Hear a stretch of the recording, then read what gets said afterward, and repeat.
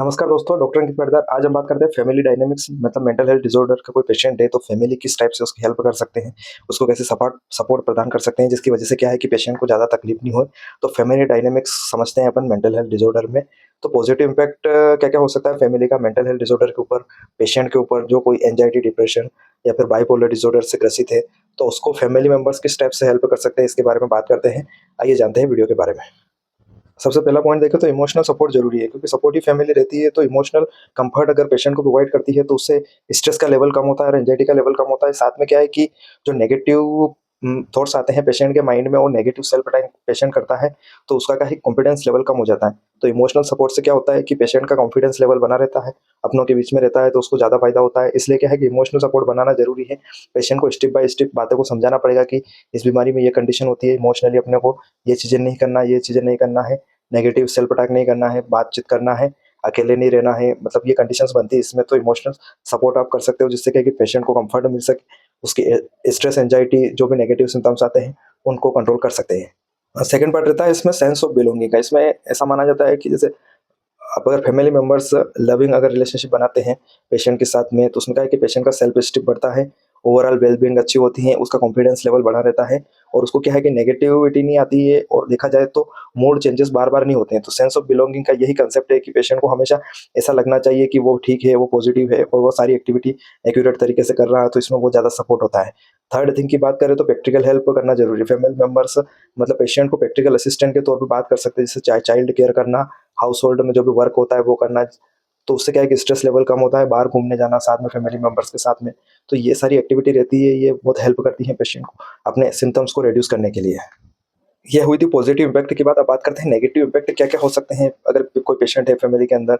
तो conflict and criticism की condition नहीं बनना चाहिए, और कोई भी अगर लड़ाई-झगड़े हो रहे हैं, नेगेटिविटी और जो फैमिली का बिहेवियर है वो काफ़ी नेगेटिव है, तो उसकी वजह से क्या है कि एंग्जायटी, डिप्रेशन के जो पेशेंट रहते हैं उनका सेल्फ एस्टीम लेवल लो होता है और कॉन्फिडेंस लेवल लो होता है, उससे नेगेटिविटी ज़्यादा आती है। तो यही चीज़ें उनके माइंड में चलती है। तो क्या है कि सबसे पहली बात ये है कि कॉन्फ्लिक्ट एंड क्रिटिसिज्म मतलब लड़ाई-झगड़ा बिल्कुल कम होना चाहिए।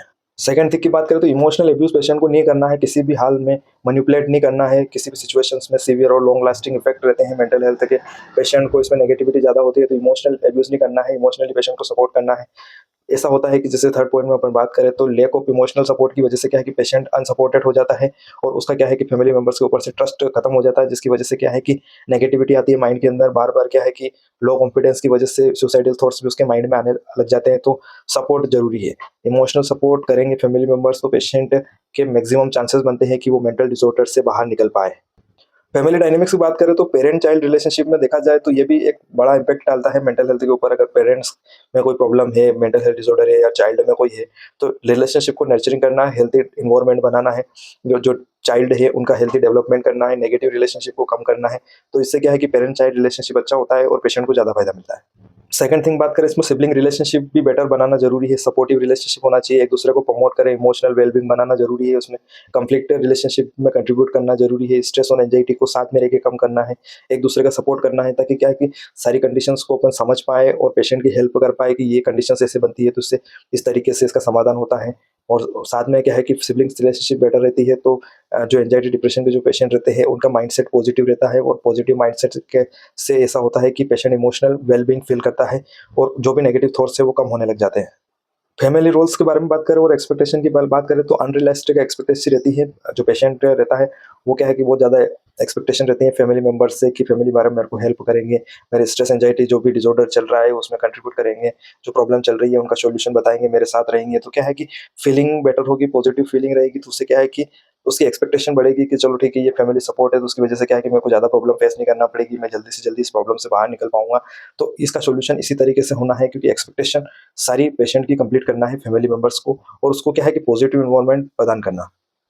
अब इसमें देखा जाए तो strategy for managing healthy family relationship कैसे बनाना है इसमें, तो ओपन कम्युनिकेशन करना है, पेशेंट को एनकरेज करना है कि ओपन और ऑनेस्ट तरीके से बात करें। फैमिली मेंबर्स की भी रिस्पॉन्सिबिलिटी बनती है कि पेशेंट से ओपन कम्युनिकेशन करे, कोई भी बात छुपाए नहीं। उनको ऐसा नहीं लगना चाहिए कि पैसिव वे में उससे बात हो रही है, तो उससे क्या है कि उनकी माइंड में मिसअंडरस्टैंडिंग होती है, और क्या है कि जो कंफ्लिक्ट उनके माइंड में चलते हैं नेगेटिव, तो वो रिसोल्व नहीं हो पाते हैं, उनके सोल्यूशन में ज़्यादा प्रॉब्लम होती है। सेकंड थिंग बात करें इसमें तो इमोशनल वैलिडेशन करना जरूरी है। इमोशंस का मतलब सपोर्टिव क्रिएट सपोर्टिव नेचरिंग इन्वायरमेंट बनाना है इसमें। तो क्या है कि पेशेंट के साथ में फैमिली मेंबर्स भी एक दूसरे की हेल्प करते हैं, और क्या है कि जैसे मेंटल हेल्थ का जो पेशेंट रहता है तो वो नेगेटिविटी से घिरा रहता है, तो पॉजिटिव वे में अप्रोच करके उनसे बात करना है, उनकी जो भी प्रॉब्लम्स चल रही है उनका वे टू वे में सॉल्यूशन करवाना है, तो इमोशनल वैलिडेशन बनाना है, कनेक्शन बनाना है पेशेंट से, ताकि क्या है कि वो आपको समझ पाए। इसमें आप बाउंड्री सेटिंग भी कर सकते हो, एक क्लियर बाउंड्री बनाना है हेल्दी रिलेशनशिप की पेशेंट, ताकि क्या है कि इमोशनली उसको ज़्यादा ब्लैकमेलिंग नहीं हो उसकी और नेगेटिविटी नहीं आए उसकी, तो उसके साथ में डेली रिलेशनशिप बनाना है, डेली बात करना है। कम्युनिकेशन की वजह से क्या है कि पेशेंट को अकेला महसूस नहीं होता है, नेगेटिविटी कम आती है, तो पेशेंट क्या है कि हमेशा पॉजिटिव रहता है। तो क्या है कि गोल्स सेट करके चलना पड़ता है इसमें। आप 1 डे, 2 डेज़ या फिर 1 आवर का गोल बना सकते हो कि ये स्ट्रेटजी, ये वर्क करेंगे हम, और क्या है कि जो साइकोलॉजिकल कुछ स्ट्रेटजी रहती है जो टाइम के साथ चलती है, तो वो चलाना ज़रूरी है। एक हेल्दी रिलेशनशिप बनाओगे तो उसमें क्या है कि इमोशनल एग्ज़ॉस्टन की प्रॉब्लम नहीं होगी, इमोशनल मतलब पेशेंट क्या है कि नेगेटिव नहीं होगा। और लास्ट थिंग देखा जाए इसमें तो प्रोफेशनल हेल्प आप ले सकते हो साइकोलॉजिस्ट और साइकियाट्रिस्ट से, या फैमिली थेरेपी जो काउंसलर रहते हैं उनसे भी बात कर सकते हो। अगर पर्सिस्टेंट वे में कॉन्फ्लिक्ट और मेंटल हेल्थ कंसर्न बन रहा है, नेगेटिविटी ज़्यादा आ रही है पेशेंट को और फैमिली सपोर्ट से भी उसको मतलब प्रॉब्लम ठीक नहीं हो रही है, तो साइकोलॉजिकल साइकियाट्रिक हेल्प लेना ज़रूरी है पेशेंट को, ताकि क्या है कॉन्फ्लिक्टिंग सिचुएशन को समझ पाएँ और फार्माकोलॉजिकल, नॉन फार्माकोलॉजिकल जो भी ट्रीटमेंट रहता है वो चला जाए, ताकि पेशेंट को जल्दी से जल्दी बेटर रिजल्ट मिल पाए और पेशेंट बिल्कुल नॉर्मल बीइंग होके जी पाए। Thank you.